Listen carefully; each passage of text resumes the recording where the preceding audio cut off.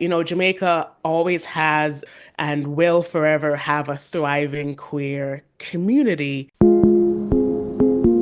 but that community is much more apparent now, is much more visible in a way that it wasn't in the 90s.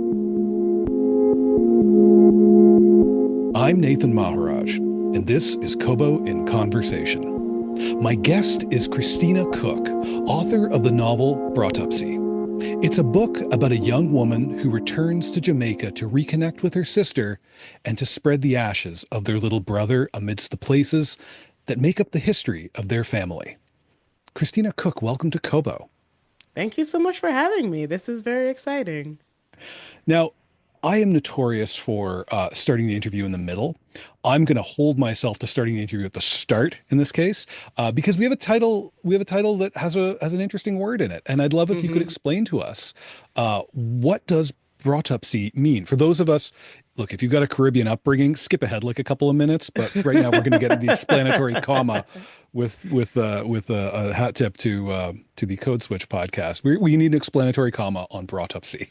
Absolutely. So Broughtupsy is, I almost made the mistake of calling it a Jamaican term, and then I would have had so many angry Trinidadians sending me emails saying, Hmm. "How dare you?" So I will say it is an Anglo-Caribbean term. No one can get mad at me now. That basically refers to someone's home training, right? It refers to how you were brought up.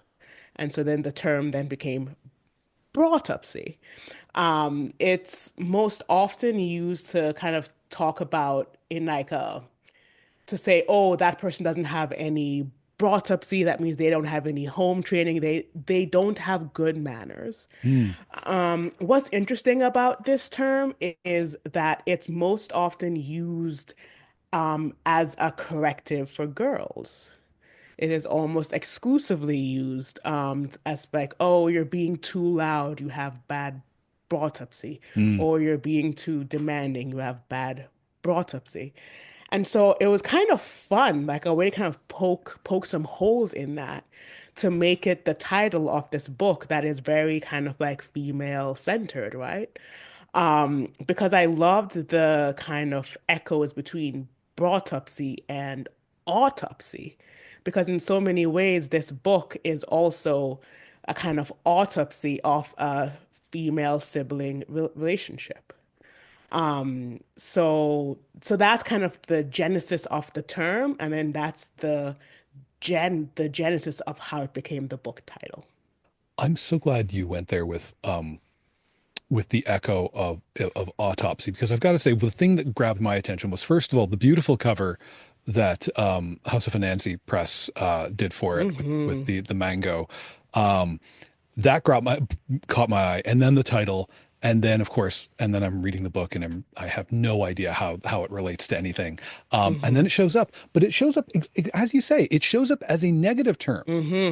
I got the sense that nobody, at no point in a child's life, especially in a girl's life, do they Hmm. find themselves being explicitly taught brought up C. Precisely. It comes up when they're told that they don't have any. Or when they're doing it wrong, but they're Yeah. never told when they're doing it right. It's walking around Yeah. in a dark room where there's a live wire in there somewhere.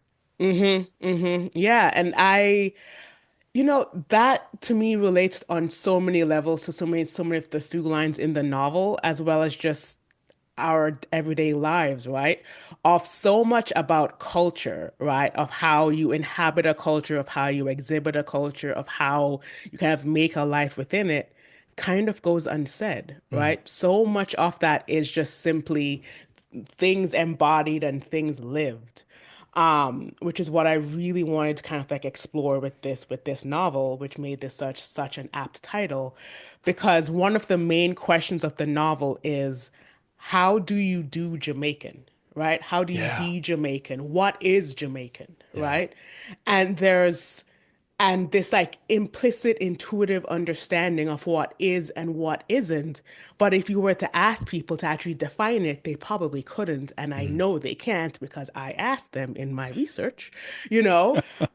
It's a thing lived and a thing felt, which is so much which ties in it so beautifully with this idea of autopsy. So let's get into the book then. Hmm. It we have a main character, Hmm. Akua, Akua, and yes. she is a young woman. Hmm. Tell me about her. Tell me about Akua. Yeah, so she is 20 years old when we meet her. Already in her young life, she has migrated twice. First from her home city of Kingston in Jamaica to southern Texas, and then from southern Texas to Vancouver, BC. She's a woman on the precipice, right, of beginning to kind of understand herself and beginning to kind of understand all that she has experienced, while also kind of growing into and really taking the reins of her own agency, of trying to no longer feel kind of like blown here and there by the winds of life, but wanting to actually make deliberate action for herself and to move toward the sense of like happiness, really. Hmm. And I find that 20 is an interesting age because it's the age at which you begin to kind of have a language for so much of what you feel and for so much of what you yearn for, while still being a little bit stupid, while still being a little bit, not like you have the language, but you don't yet have the tools, right? And so the tools are what you are is what you are trying to find and to build and to hone. Um, and also, when you're just fresh out of your teens, everything is just right there beneath the surface, right? Everything is very transparent, really. Like 20-year-olds are really transparent. And I just found that that kind of like energy, that mix would be just really interesting for a novel, right? Mm. Because then the kind of narrative urgency, the kind of plot urgency, and the emotional urgency are all kind of mixed up and they're right there. And that I love the kind of novels where there's just like a tide already going and you kind of like jump in and follow it forward, and there's about something about Akua being 20 made that perfect. Yeah. I think I read in an interview that you had thought of perhaps you had originally thought of her as much younger. I Um, did, I did, Tell I me did, I about did, that. I did. Yeah. So, to give a like to zoom out a little bit further, Broughtopsy took about 13 years all told to come together. Now, I wasn't working on it every day of those 13 years, but that's how long it was from original idea to end. And when I first thought of this novel, it was originally going to be a short story collection. And it was going to be a short story collection focused primarily on her leaving Jamaica, right? Mm. So when she's like 9, 10, 11, up until she's about 14. And I wrote it and I'm glad I wrote it and I was and those sections actually now inform a lot of the flashbacks that are in the novel at present. But there was something about it that felt that we had been there before, right? That we were rehashing a story that had been told and that needs to be told and needs to be read, but that wasn't enough for me, Yeah. right? And if I'm not interested in it, if I am not like just gripped by it, perplexed by it, I'm not gonna keep going. And so then I was like, well, what if I turned the whole thing on its head? Where, all right, I know what it's like with her leaving. What would it be like if she went back? And Mm. then that is really, if I'm honest, when the true work began, because I had no precedent that I could look to. So much of what one might call immigrant literature deals with the leaving, very few deals with the returning, Hmm. which was crazy making because then I really was stumbling around in a dark room looking for the live wire, but at the same time, so thrilling Yeah. because is that not the very spirit of innovation, right? So the original way that I conceptualized her was of someone much younger, but the story that ultimately needed to be told was the one of her older. You mentioned a moment ago about delighting in grabbing a story that's already in full stride Mm-hmm. of that motion, of not including the acceleration on the Mm-hmm. page, but just include the Mm-hmm. velocity. Just Yeah. just hit it at full velocity. Mm-hmm. At the very start of this book, that's absolutely the case. Akua's little brother Bryson is dying Mm-hmm. from complications arising from sickle cell anemia. It is Mm-hmm. it is a hard scene to read. Mm-hmm. I made a note as I was reading it that when the word dying happened, that I realized I'd been in denial for those pages leading up to it, that I just Mm-hmm. was not accepting that I could possibly be in this scene watching this boy die. Mm-hmm. It was a lot. It's a It challenging is a thing to lot. put a reader there. It is a lot. It depends on the reader caring about this boy. Mm-hmm. Mm-hmm. Tell us about writing the scene of Bryson's dying. Yeah, so that actually, it was very late in the process that that became very apparent as like, oh, this is where the story needs to begin. I tried many different iterations, many different ways in, and I found that what kept getting lost was the particularity of this situation and the kind of the ways in which the specific circumstances can really open us up to the universal experience of loss, right? And I realized that that's what was causing so much of that of like the the details weren't coming through was because I was starting too early. And when you start too early, that leaves space for presumptions and assumptions and receive narratives to really seep in, right? Because you can read it and it's just like, oh, a family that's migrated. Immediately 10,000 different movies, 10,000 different TV shows come Mm, to mind, and you make the false presumption of thinking you know the story before you've even read it. yeah. And so I was like, yeah, how can I begin in a way that would that would kind of disarm the reader, that would Mhm. force them to leave all those presumptions behind and to grapple with the particulars of this character, of this family, of this migration, of this loss. And it needed to be that something that is foundational to the world of this character needs to go away and needs to go away in through a process that would matter to the reader, right? Yeah. And so I fully recognize that that opening is difficult. It is wrenching. It is not for everyone, but for who it's for, I wanted it to hit the mark.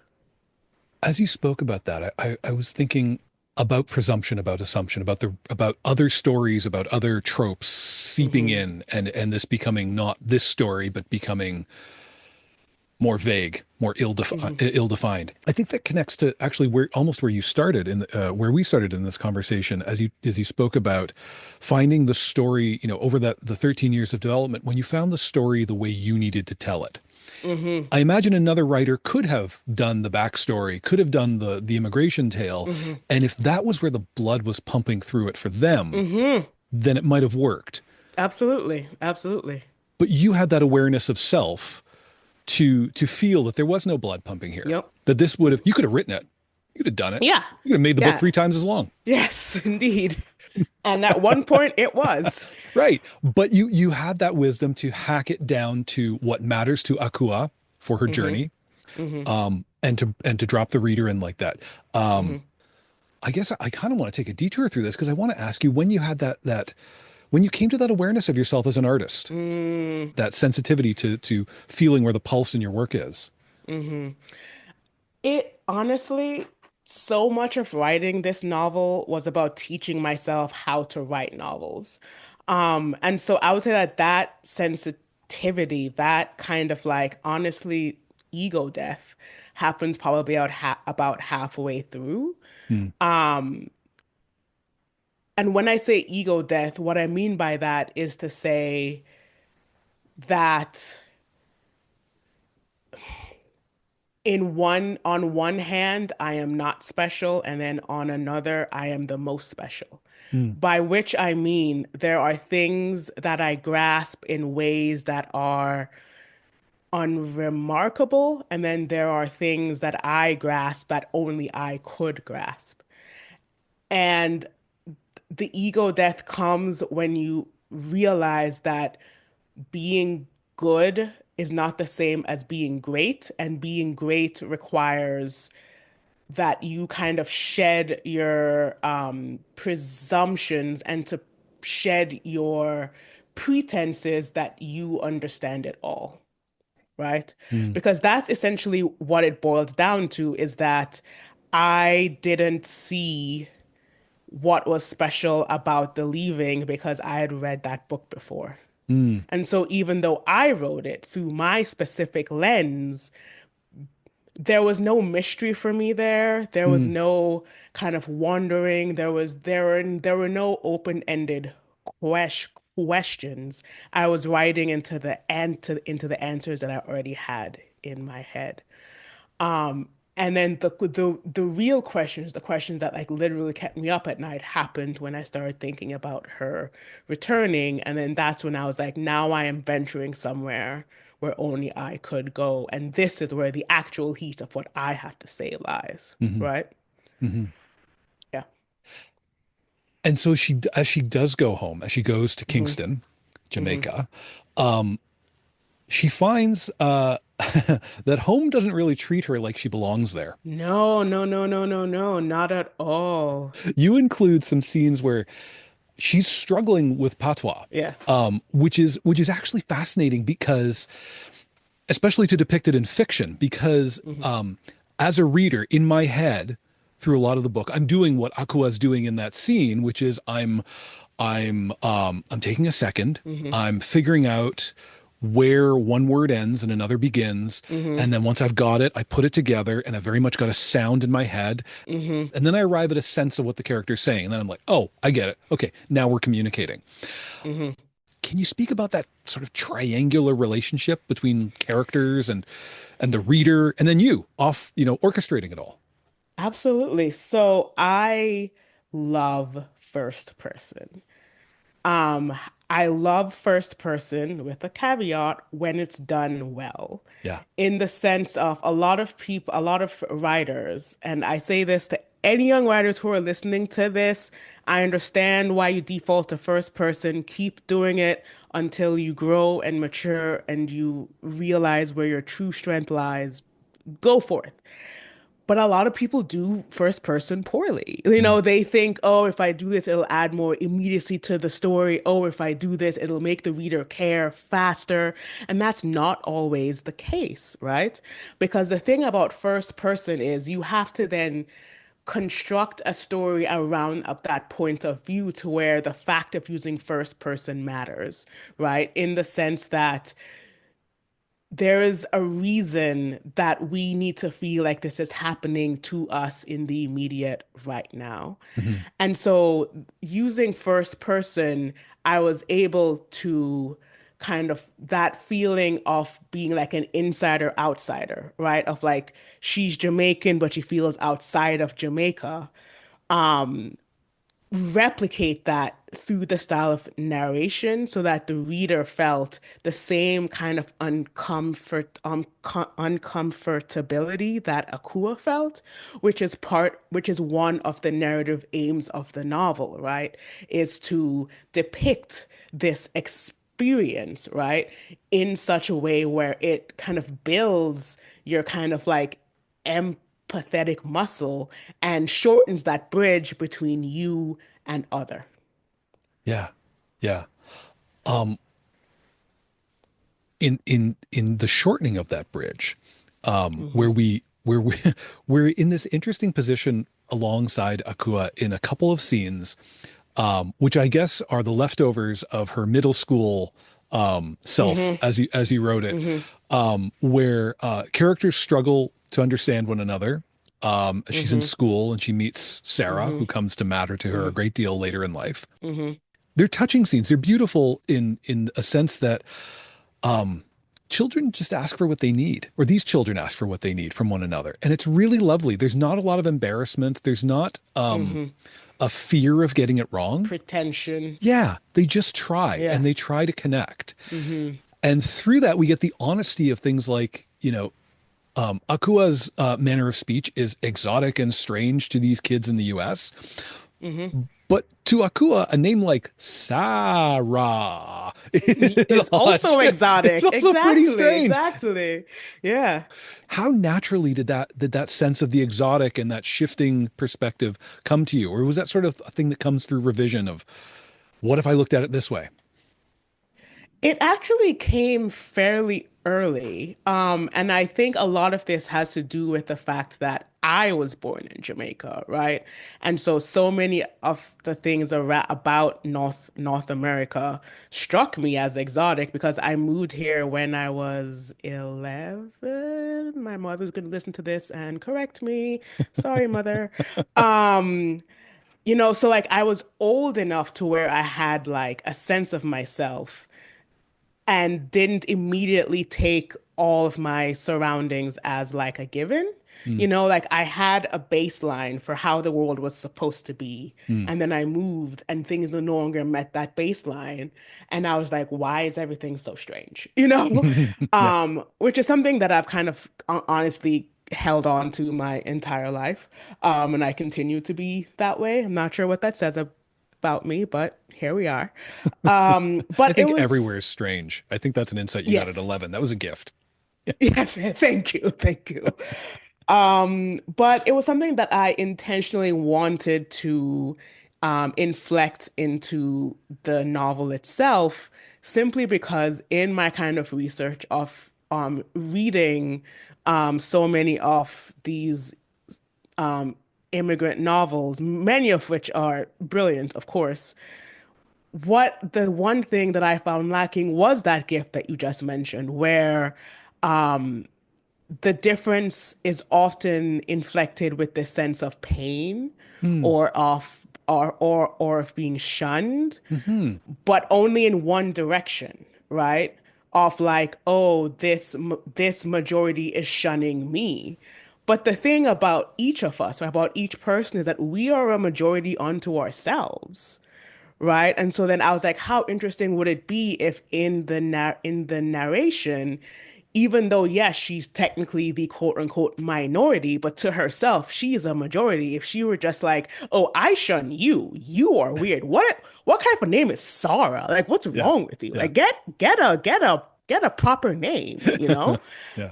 And that's just like interesting and fun to write. It was super fun to write, but it's also just real. It's real, like that is a viable and relatable way of moving through the world. Mhm. There's a silent undercurrent of time that ticks away in this book. Hmm. It's built into the scaffolding of it. The first chapter is called Monday, 1996. Hmm. Subsequent chapter titles, they mark days following from the loss of Bryson.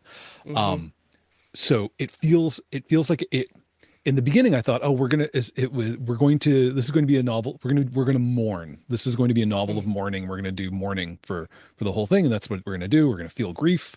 We're going to feel it Hmm. decay. But then Aqua goes to visit her sister in Jamaica, and the Hmm. chapters start counting down to her departure. Um, I thought it was such an interesting and subtle way of marking time. Can you speak about leading the reader through the chronology of the book and how you thought about signposting moments in time? Sure.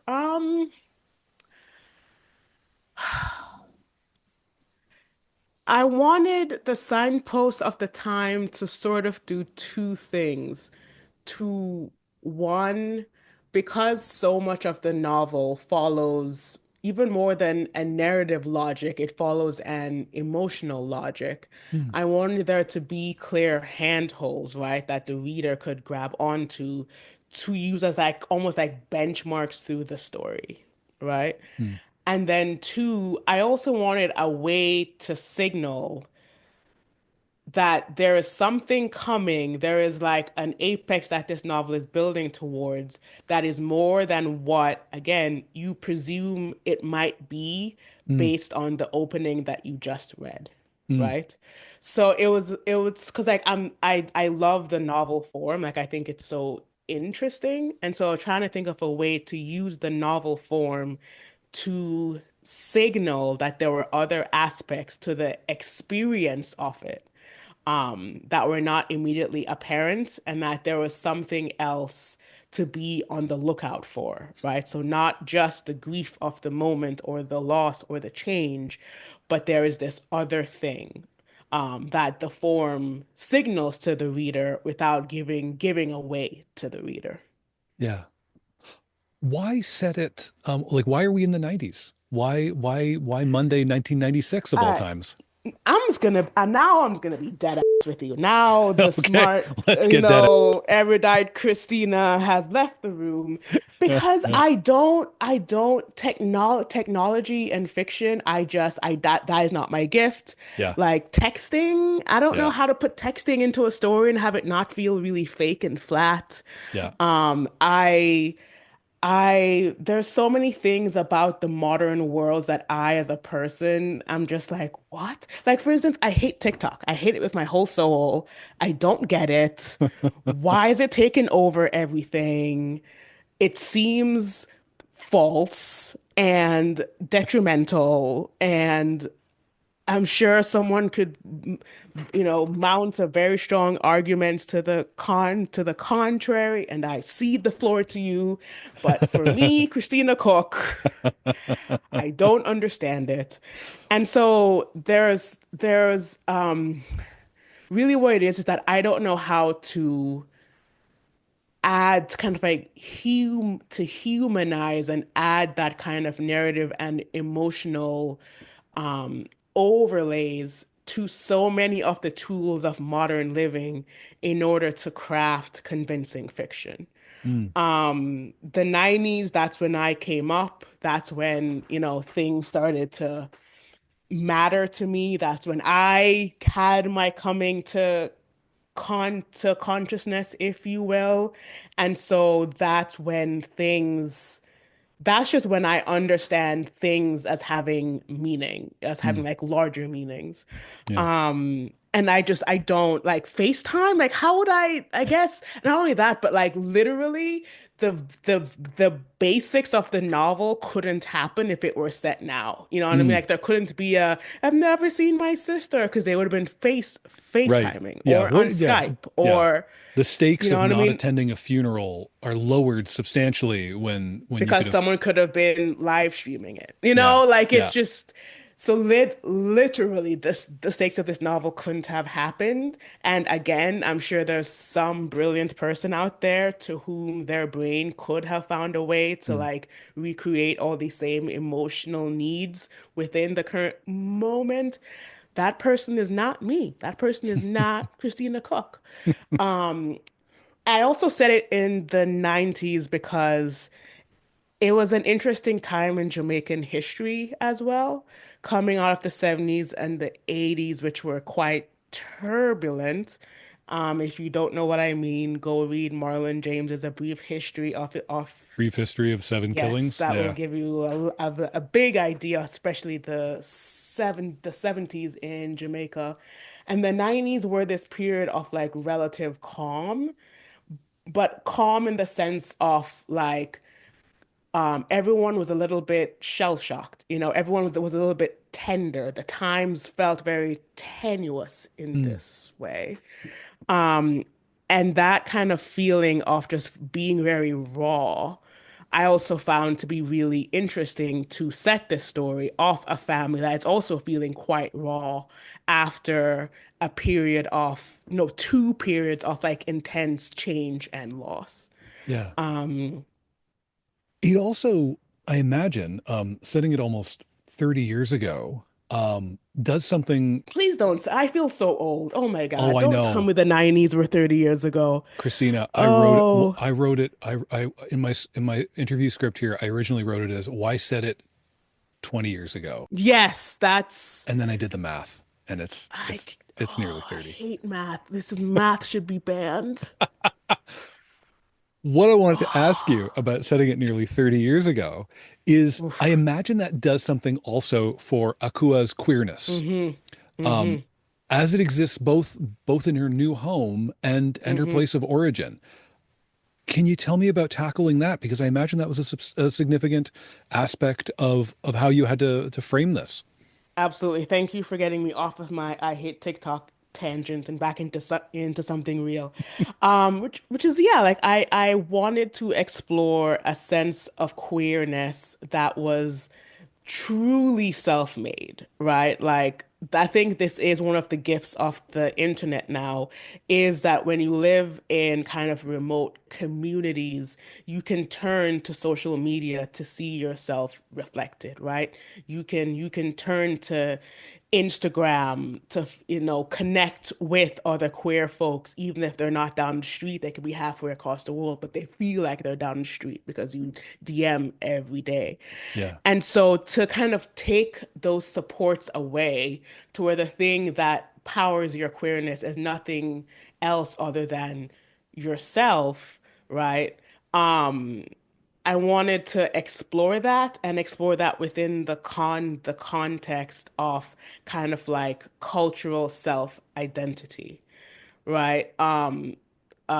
Especially in Jamaica. Jamaica always has and will forever have a thriving queer community, but that community is much more apparent now, is much more visible Mm. in a way that it wasn't in the 90s. It was very kind of very veiled, and the ways that you knew about it and that you were a part of it and that you accessed it were through these kind of secret codes, really. There's no other way to really put it, right? Like Yeah. it was deeply kind of underground.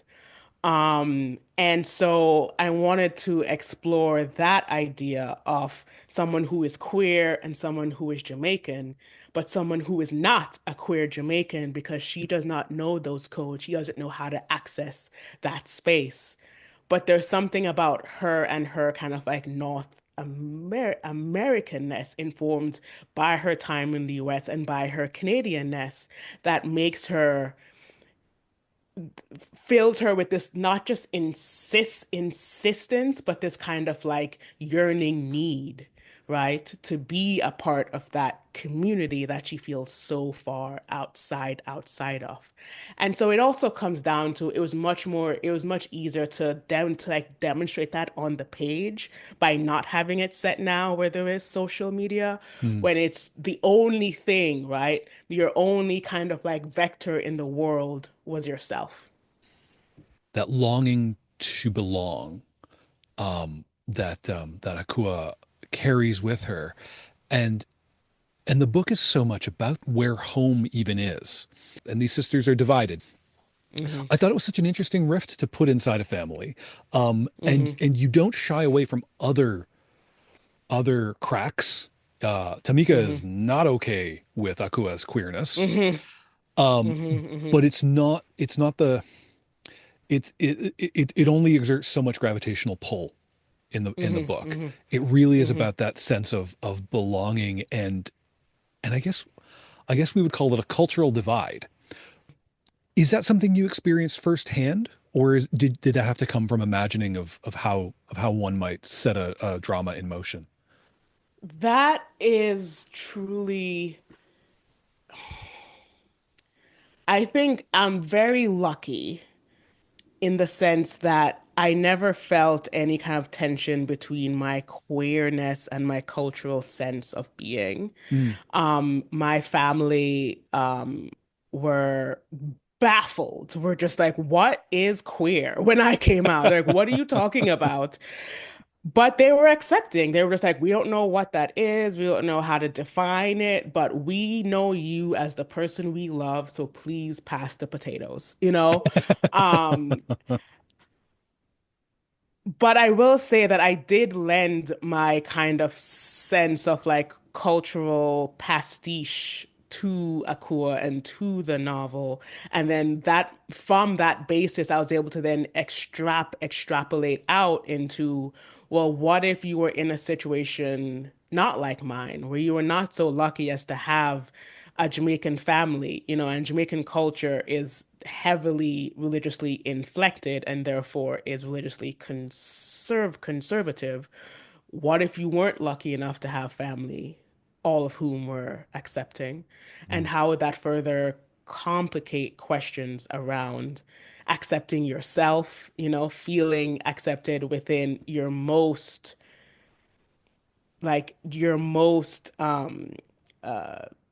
tender, like your most central means of relating to the world, right? Because your mm, family really defines, it is your first context, it is your primal context, right? And to feel separate from that is a great kind of dissociation that requires a lot of strength to tackle. And I'd say that like one of the things that I really wanted to explore more than anything was that for many people, and this is across cultures and across races, this kind of space between belonging and safety, right? mhm, That you can belong but not feel safe, and you can feel safe but not belong. mm, And that to me, that is what the two sisters signify, right? Akua is much safer because she has this kind of like much stronger self-awareness, right? And she's, you know, living in a context where she can be safe, but she does not feel like she belongs.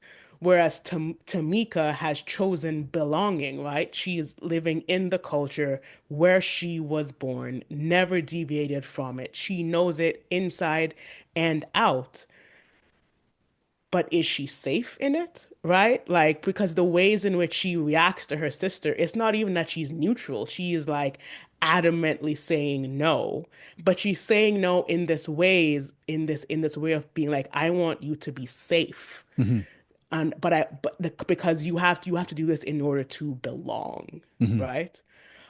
Which I think is something that, you know, I've spoken to like, if you're queer and from Florida, you know, you feel that tension, right? If mm, you're queer and from Alberta, I've talked to people there, they've also feel that tension of, you know, how do I find that balance? How do I try to approximate both? yeah. I read that one of your favorite writers Mm-hmm. is the poet Anne Carson. Mm-hmm. You described her, though, as smart and weird. I don't want to say though. That's actually, I think that's a perfectly good way to describe Anne Carson as smart and weird. Yes. Yes. Are there aspects of her work that you seek to emulate in your own? Oh, deeply, deeply, deeply, deeply. I love weird. Yes. Weird is off kilter. Weird is opening up to possibility and innovation. Weird is stepping outside of narratives that you've received to see things as they actually are. Weird is putting your feet on hard, solid ground. And so, so much of how she does that through writing, through these like interesting like sentence breaks and spaces and then run-ons. There's no punctuation for two paragraphs. That is, I tried. I will never be as smart or as weird as Anne Carson, but I made a good effort of it, of trying to like infuse some of that into my narrative itself in order to force people to be more honest. To go back to our earlier conversation, right, of even just starting the novel with such like intimate and visceral details about death. That's weird, you Mm, know?